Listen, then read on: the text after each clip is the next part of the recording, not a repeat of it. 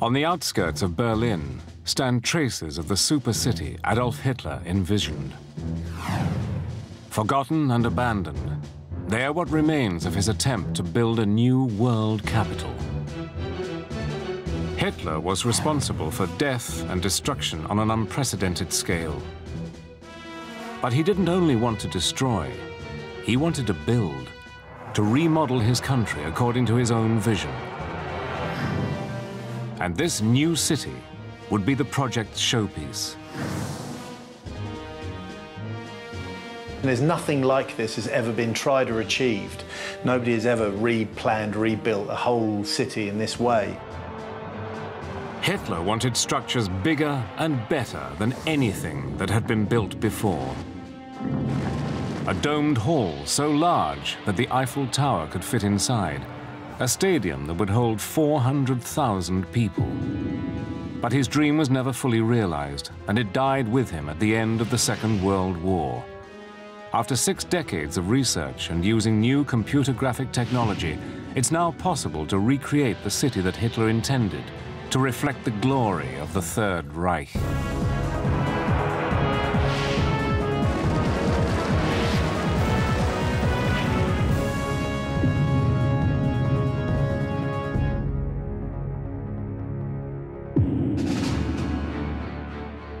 Germany, 1933. A nation weakened and embittered by the loss of the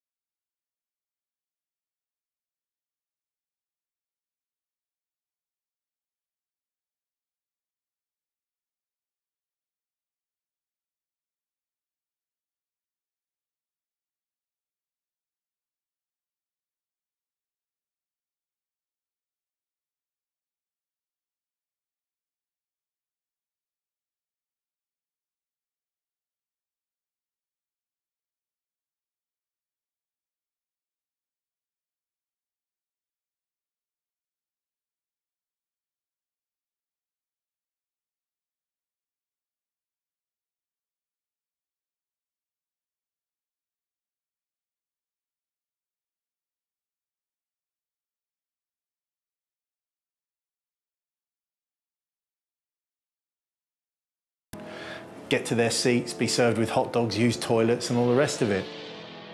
As the stadium gets bigger and bigger and bigger, the queue times get longer and longer and longer. Speer was acutely aware of the scale of the challenge. The highest point of the stadium would be 300 feet above the arena floor, and although lifts were planned to take spectators 100 at a time to the top 3 tiers, engineers were concerned about visibility. It was important for them to know, for example, whether you could see so far below from such a high stadium that had never been tried before. That's the same thing that influences stadium design today. I mean, if you get too far away, there's simply no viewing experience whatsoever. Speer's solution was to build a full-scale model of a section of the seating. By placing 60 workers in the top tier and checking their lines of sight, he could satisfy himself that a stadium of this size was viable. Construction could now begin. The stadium would cover 24,000 square feet, 4 times the size of the Olympic Stadium, and it would be finished with red granite, personally selected by Hitler. But his demands went far beyond what was available. The granite itself for the German stadium required 4 times the yearly output of the entire German granite industry merely to cover its facade. Hitler believed that once Germany had become the global power, every Olympic Games would be staged in his new stadium. But it was not to be. The project was suspended as the country's resources were diverted to war and weapons production. The site was abandoned, the foundations filled with water. Today, a lake is all that remains of Hitler's scheme to build the world's largest stadium. Computer-generated imagery shows what the completed stadium would have looked like.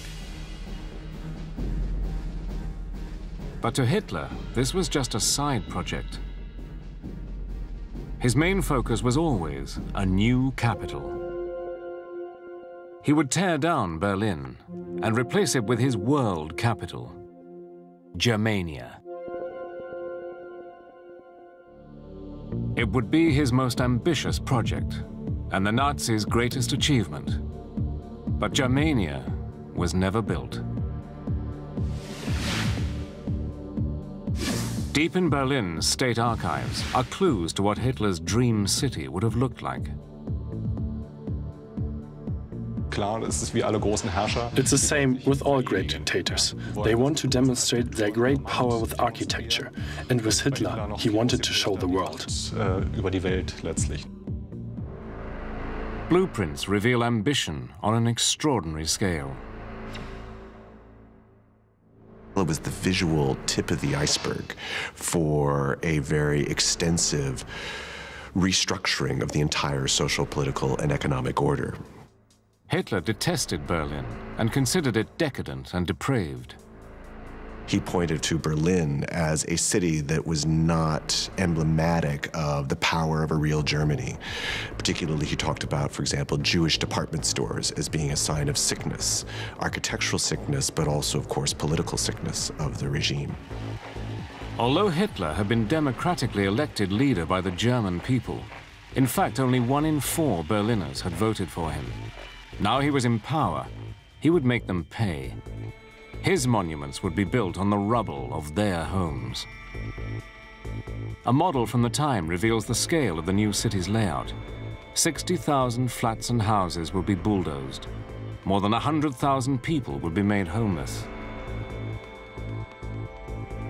Planning started in 1936, and as it moved into construction, Speer was given unprecedented freedom. As Inspector General of Building, Speer was not only independent of the state in many ways, but he was also in charge of a huge bureaucracy. This was dozens, if not thousands of people. Central to Hitler's plans was the building of the Reich Chancellery, part palace, part administrative center, a lavish setting where he could impress visitors. The Reichschancellery was all about showing a very dominant Hitler to foreign dignitaries and foreign diplomats. Speer had just 12 months to construct the building. It would take 4,500 men working round the clock in 3 shifts. They finished with just 2 days to spare. Nothing now remains of Hitler's headquarters. Allied bombing and Soviet occupation forces destroyed all traces of the Chancellery. Today, offices and apartments stand in its place. Berlin historian Tony Letizier takes us to the site of Hitler's former power base. We're walking westward along Forststrasse, and we've just come to a bend in the road. It's from this point onwards extended Hitler's new Third Reich Chancellery, which was opened in January 1939, having taken only 1 year to construct. To celebrate the Chancellery's opening, Hitler hosted a dinner for foreign ambassadors and VIPs. Guests were met by an extraordinary sight. In a stunning reception room, 17-foot-high doors opened onto a hall decorated with mosaics. But this was not the building's most lavish feature. From the end of this building to the next building we come to was the center section of Hitler's Reichschancellery. This gallery, which confronted it, was based on the idea of the Hall of Mirrors at Versailles, but Hitler wanted it bigger and better, so it was nearly 500 feet long.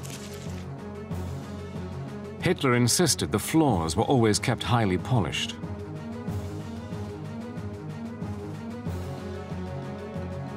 The focal point of the building was Hitler's office, adorned in red leather and swastikas. The whole building was designed to exude Hitler's power, to be a fitting headquarters from where he could preside over the German Reich. Although none of it survives today, 3D technology shows how the finished chancellery once looked. Although as the administrative center, it was the most important of the buildings in Germania, the intention was to fill the city with other, far more impressive structures. And the man responsible was Albert Speer. Now one of Hitler's most trusted aides and promoted to the position of armaments minister, he found himself presented with even greater challenges. Hitler's ambition was only increasing, and the development of his vision for Germania reflects that. On a visit to Paris, he had greatly admired the city's neoclassical monuments. He particularly liked the Arc de Triomphe and wanted one for himself. His triumphal arch, however, would be twice as high and 4 times wider than the one in Paris, and would grace the center of his city. It would weigh 2.5 million tons, 25 times more than the Arc de Triomphe. This was the part of the design that most worried Speer. Berlin, what was to be Germania, was built on swampland. In the center of Berlin, his solution still stands. The derelict remains of an experiment to see whether Hitler's arch would simply sink into the ground. Massive blocks of concrete and steel were erected here, where the arch was meant to stand. Known as the GBK, German for load-bearing body, they exerted a pressure of around 11,000 pounds per square foot. Architect Michael Richter investigates the test site. We are standing in front of the GBK, the Großbelastungskörper, and attempt to see if the triumphal arch planned by Adolf Hitler could have stood. Speer's engineers worked to a simple formula. If the block sank no more than 2.5 inches, it was safe to build the arch. Inside lies the forgotten chamber where the experiment was monitored. We are now entering the upper measuring chamber. Here is where the actual measurements in the GBK were carried out. And from this upper chamber, it goes even deeper into a further room. Deep inside the GBK lies a hidden shaft. Below this hatch are testing rooms used by Speer's engineers. This is the central shaft that runs across 3 levels. It's 30 feet deep. And at the end, there are 4 chambers where the measuring devices used to be. The chambers below contained pressure gauges to monitor the GBK's sinkage rates. Engineers monitored the tower's subsidence visually. Here on this pillar, there stood an optical measuring device that was aimed at a point outside the GBK through this pipe. comparing the height of the object outside with this water level indicator in the upper measuring chamber to determine the sinkage of the GBK. The experiment proved the Berlin soil was too unstable for the arch.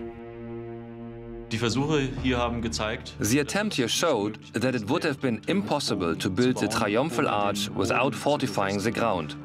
The GBK sank by more than 7 inches between 1941 and 1944. Still, Hitler would not accept his arch could not be built and ordered Speer to continue looking for a solution. The GBK is still sinking today. Although Hitler's engineers continued with their work, the arch was never built. By investigating the plans and using state-of-the-art technology, we can reveal how it would have looked. Hitler and Speer were not deterred by this failure. They set about their next project, the biggest of all Germania's buildings, the Great Hall. It would be the city's centerpiece, crowned with a dome so big, some said it would have its own clouds and rainfall.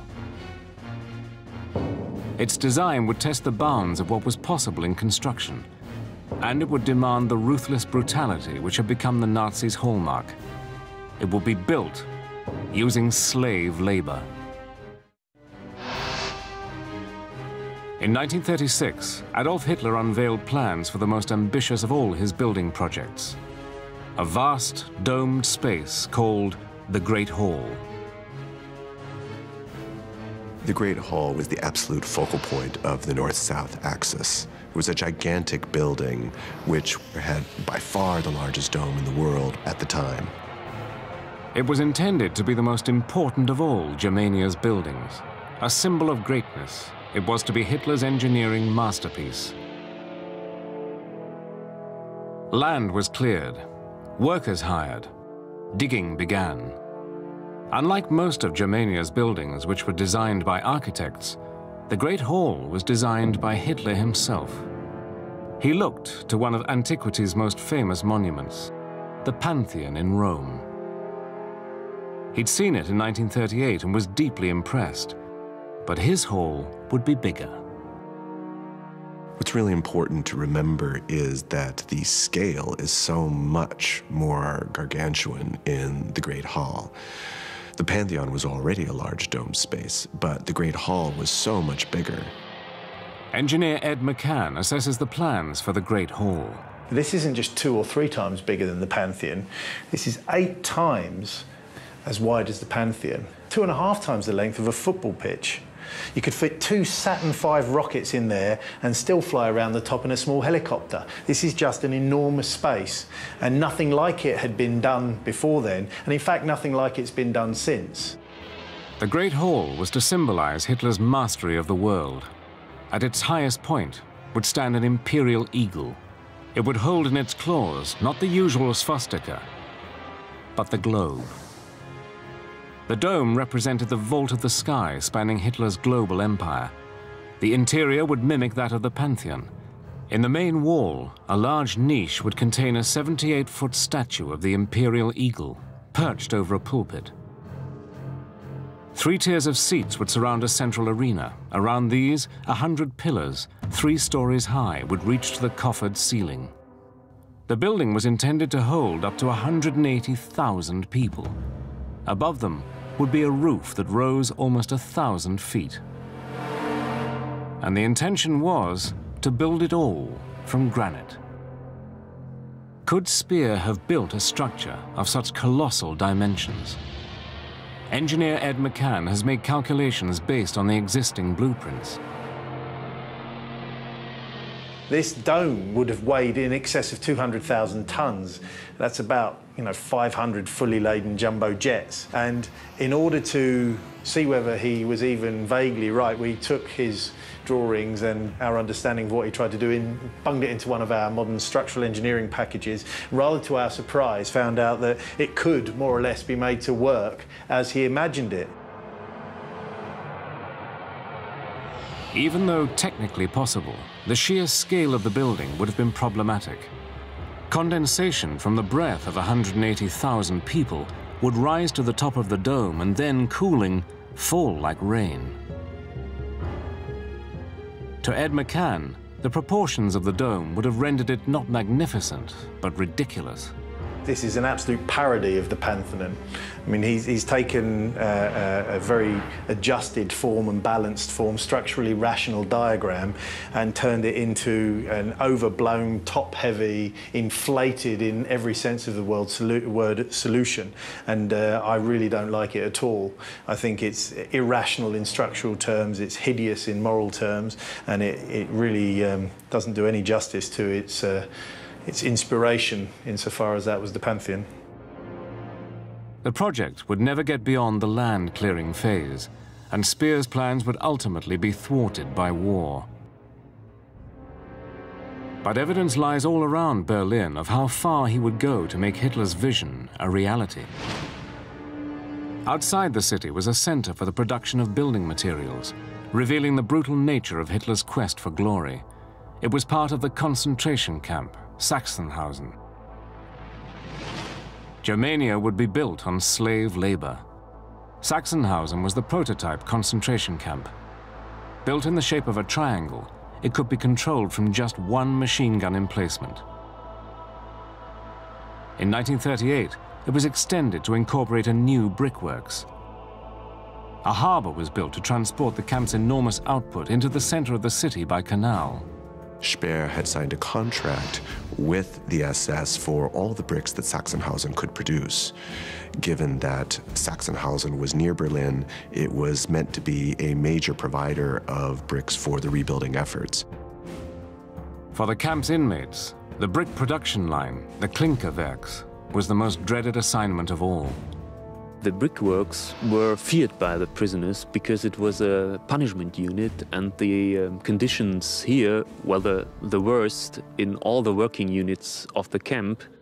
Single prisoners and groups of prisoners were sent here to the Klinkerwerk to be killed by the brutal conditions of working here. So you can say that the Klinkerwerk was something like a death camp for the concentration camp Sachsenhausen.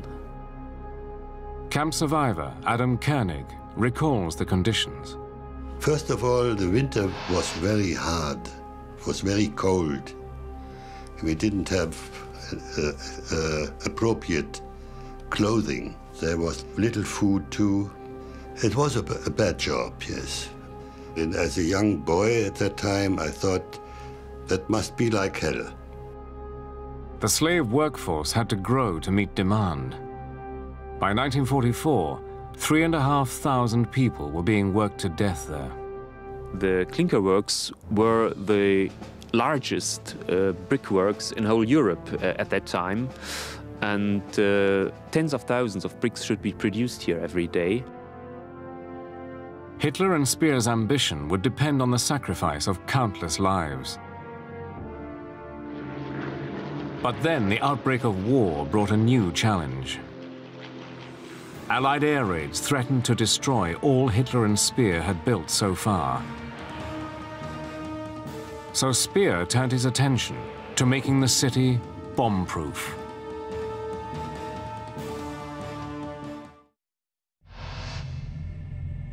In 1941, Europe was a battle zone. Germany's Third Reich was a military state geared for conquest. Adolf Hitler and his architect Albert Speer were planning a new world capital to be called Germania. They'd built the Olympic Stadium and the Reich Chancellery, planned a great hall, another stadium and vast triumphal arch, a whole new city. But Allied bombs threatened their dreams. In response, Speer embarked upon a series of experiments to establish how to make the city indestructible. Today, it's still possible to find evidence of the tests he conducted.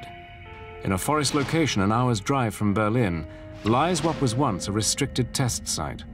Surrounded by rubble, these 4 towers are the last traces of a covert project to create bomb-proof building materials. The local population called this site Berlin Settlement. But this was a prohibited area and nobody had access to this site, nobody. In 1941, Speer and his engineers started to identify which structures and materials were most resistant to bombardment. They had this idea to design air raid shelters integrated in normal dwellings. And they want to know how they have to build it, if they are bomb-proofed or not. Their experiments were simple. They built towers, then subjected them to varying types of assault. The kind of ammunition which was used here includes all calibers of bombs and grenades, machine guns and cannons, and maybe they were checking rockets as well. To reinforce walls, engineers braced concrete with steel rods. 500 yards from the towers stands a solitary piece of wall, nearly 7 feet thick and 20 feet high, still bearing the signs of impact from a rocket.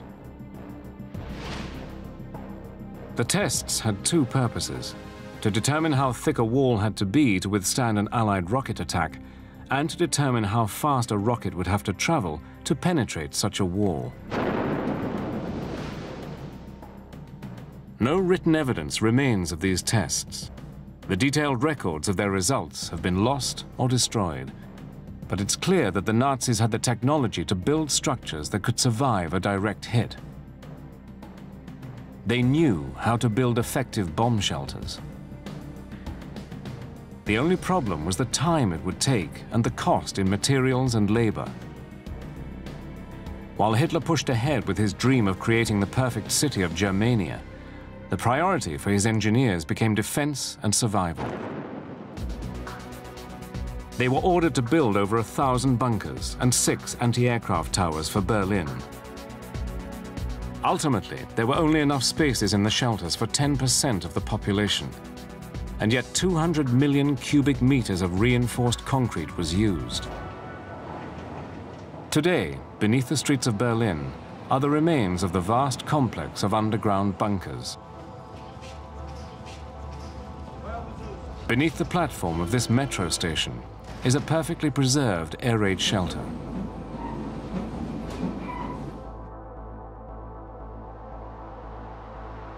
Built to accommodate 1,400 people, at the height of the bombing, almost 5,000 crammed into these rooms. As you can see, in every room here we have a sign, and the sign tells us how many people are allowed to be in the room. Here it is 20 persons. But during the air raids, more and more people try to get safe inside the bunkers, and so in here, in this room, there were sometimes more than 60, 70 people. There was no ventilation system, no air shafts. People faced suffocation and the threat of gas leaks. Sometimes they would have to evacuate the bunker in the middle of an air raid. The electricity supply was often interrupted, plunging the shelters into pitch darkness. Engineers used a drastic and toxic solution: phosphorus paint. During the air raids, the light fails often, and so you have to be prepared. You see, in a dark bunker, you don't see anything, and therefore this whole room and many rooms inside here were painted with phosphorized color. Here you can see how it works.